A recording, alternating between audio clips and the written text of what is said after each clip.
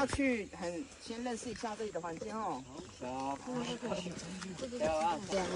这个是我们马滩湿地主要的那个水源哦，我们叫佛任，板栅叫佛任，记下佛任。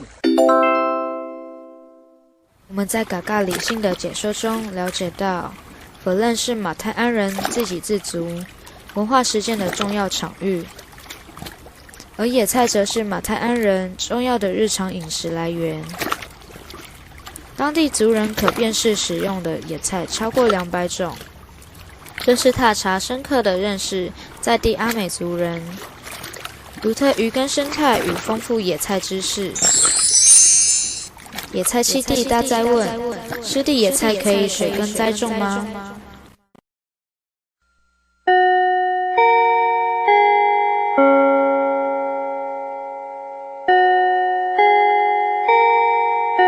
大家好，我是许高喜。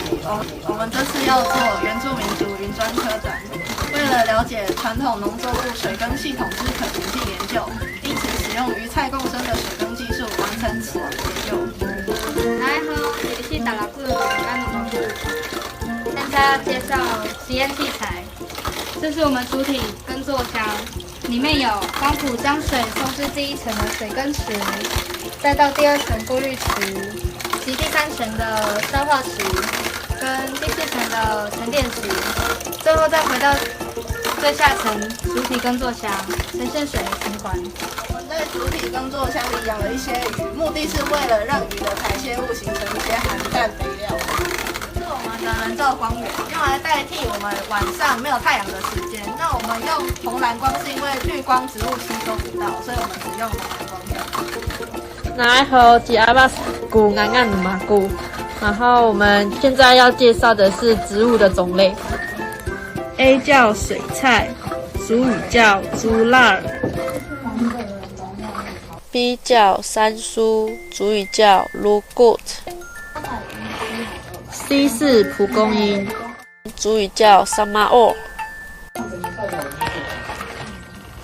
猪是龙葵，俗语叫达都更。一是大陆妹，俗语叫帮对。我们将植物放在海绵里，以海绵代替土壤。里面较特别的是 C， 因为它量的是新长出来幼苗的高度。